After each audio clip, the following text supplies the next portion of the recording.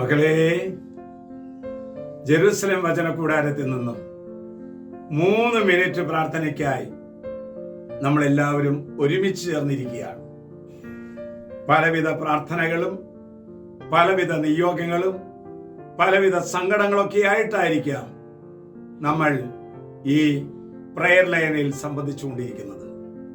നമുക്കെല്ലാവർക്കും ആശ്വാസദായകമായ ഒരു വചനം ഇന്ന് കർത്താവ് നമുക്ക് തരികയാണ്. 2 ദിനവൃത്താന്തം 7:12. അവിടെ ഇപ്രകാരമാണ് നാം വായിക്കുന്നത്: രാത്രി കർത്താവ് സോളമന് പ്രത്യക്ഷനായി പറഞ്ഞു, ഞാൻ നിന്റെ പ്രാർത്ഥന കേട്ടിരിക്കുന്നു.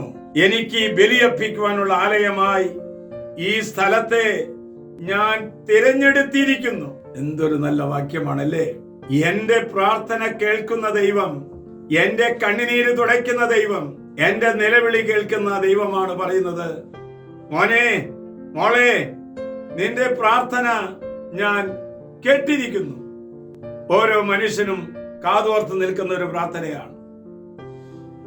നീ എവിടെയിരുന്ന് പ്രാർത്ഥിച്ചാലും, ഏത് രാജ്യത്തിരുന്ന് പ്രാർത്ഥിച്ചാലും, ഒരു വീടിന്റെ ഒരു മുക്കിലോ മൂലയിരുന്ന് പ്രാർത്ഥിച്ചാലും കർത്താവ് അവിടേക്ക് കടന്നു വരും. ദൈവം ഇന്നലെയും ഇന്നും എന്നും ഒരാൾ തന്നെയാണ്. ചങ്കലക്കിട്ടിരിക്കുന്ന ബന്ധനങ്ങൾ വെട്ടി നുറുക്കിക്കൊണ്ട് കർത്താവ് ഇതാ നമ്മുടെ പക്കലേക്ക് കടന്നു വരാണ്. കർത്താവ് പറയാണ്, ഞാൻ നിന്റെ പ്രാർത്ഥന കേട്ടിരിക്കുന്നു. നമ്മുടെ മുമ്പിലേക്ക് കടന്നു വരുന്ന ആ ശബ്ദം, സാക്ഷ്യം നമുക്ക് ശ്രമിക്കാം. ഈശോമിശിഹായ്ക്ക് സ്തുതിയായിരിക്കട്ടെ. ഞാൻ എൽസി പുത്തമ്പേലിക്കര. ദൈവഭക്തി ജ്ഞാനത്തിൻ്റെ പരിശീലനമാണ് വിനയം ബഹുമതിയുടെ മുന്നോടിയും. പ്രയർ ലൈൻ ആരംഭിച്ച കാലം മുതൽ ഞാൻ ഈ തിരുവചനങ്ങൾ കേൾക്കാറുണ്ട്. എന്തും ക്ഷമിക്കാനും സഹിക്കാനും ഉള്ള കഴിവും ജീവിതത്തിലേക്ക് നോക്കുമ്പോൾ ഒരു പ്രത്യാശയുമുണ്ട്.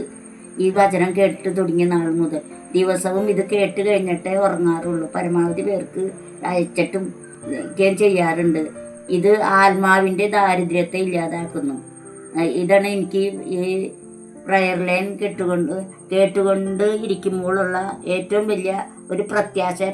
പട്ടത്തച്ഛൻ്റെ ഓരോ ദിവസത്തെ പ്രത്യാശയുടെ ഈ വചനങ്ങൾ കേൾക്കാൻ ഞാൻ കാത്തിരിക്കുകയാണ്. എന്തുകൊണ്ടാണ് നമ്മുടെ പ്രാർത്ഥനകൾ കേൾക്കാത്തത്? ശ്രദ്ധിക്കണേ, ദൈവത്തിന്റെ ഇഷ്ടവും നമ്മുടെ ഇഷ്ടവും തമ്മിൽ സമ്മേളിക്കുമ്പോഴാണ് നമ്മുടെ പ്രാർത്ഥന ദൈവം കേൾക്കുന്നത്. ആശ്വാസപ്രദമായ രാത്രി, പ്രതീക്ഷാ നിർഭരമായ പ്രഭാതം, സൽപ്രവൃത്തികൾ നിറഞ്ഞ ദിവസം നൽകി ദൈവം നമ്മെ എല്ലാവരെയും അനുഗ്രഹിക്കട്ടെ. ഏത് അവസ്ഥയിലുള്ളവരുടെ പക്കലേക്കും കർത്താവ് കടന്നു വന്ന് നമ്മുടെ ശിരസിൽ കൈവച്ച് പറയുന്നുണ്ട്, മോനെ, മോളെ, നിന്റെ പ്രാർത്ഥന ഞാൻ കേട്ടിരിക്കുന്നു.